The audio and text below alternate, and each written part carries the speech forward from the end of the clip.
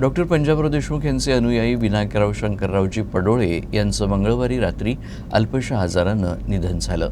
त्यांच्या इच्छेनुसार त्यांचा देह डॉक्टर पंजाबराव देशमुख वैद्यकीय महाविद्यालयाला दान करण्यात आला। त्यांच्या कुटुंबियांनी त्यांची इच्छापूर्ती केली। 11 डिसेंबर 1941 साली जन्म झालेले विनायकराव पडोळे हे डॉक्टर पंजाबराव देशमुख यांच्या विचारांचे प्रणेते होते। त्यांचे ज्येष्ठ बंधू स्वर्गीय रघुनाथजी पडोळे आणि रहाटगावकर पडोळे कुटुंबियांचा सामाजिक कार्याचा वसा त्यांना लाभला होता। संपूर्ण पडोळे कुटुंब हे महर्षी अरविंद घोष आणि भाऊसाहेब डॉक्टर पंजाबराव देशमुख यांच्या विचारांनी प्रेरित होते। अभियांत्रिकी पदवी प्राप्त केल्यानंतर त्यांनी तब्बल 38 वर्षे उपविभागीय अभियंता म्हणून सार्वजनिक बांधकाम विभाग आणि जिल्हा परिषदेत काम केलं आहे। तर शिवाजी शिक्षण संस्थेचे ते आजीवन सदस्य होते। सोबतच अभियांत्रिकी संघटनेचे देखील ते पदाधिकारी होते।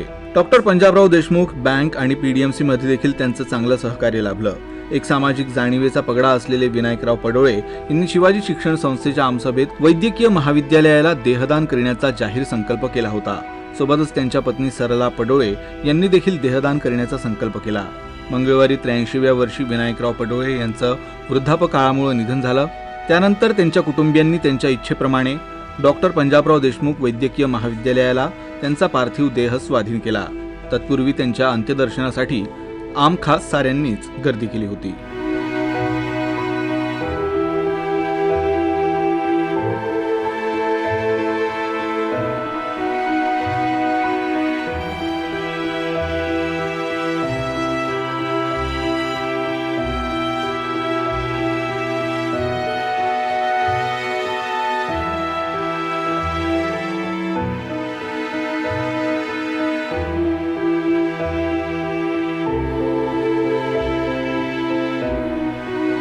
माझे वडील विनायकराव शंकरराव पडोळे यांची आज रोजी निधन झाले।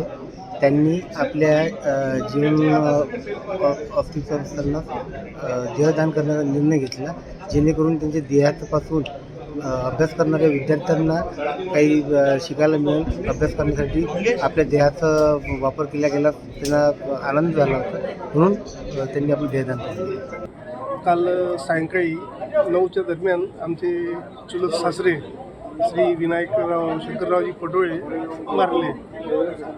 त्यांचा आज अंत्यविधी होता, परंतु त्यांनी त्यांच्या मृत्यूपत्रामध्ये आधीच पंजाबराव देशमुख मेडिकल असोसिएशनला कॉलेजला आपली देहदान करण्याचं ठरवलं असल्याच्यामुळं ते आज आम्ही त्या उपक्रमामध्ये आहे। आज त्यांचा देह पंजाबराव देशमुखला डोनेट करणार आहोत।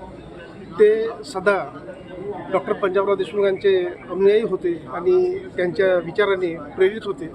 त्यामुळे त्यांनी त्यांचे सर्व कार्य देशासाठी अनेक आपल्या नोकरीमध्ये सुद्धा आपल्या सरकारी याच्यात वरिष्ठ अभियंता असताना सुद्धा त्यांनी त्यांच्या ह्या सगळ्या उपक्रमामध्ये भाग घेत राहिले आणि त्याच वैचारिक दृष्टिकोनातून येणाऱ्या पारंपरिक रूढी परंपरा यांना फाटा देऊन हा निर्णय घेतला।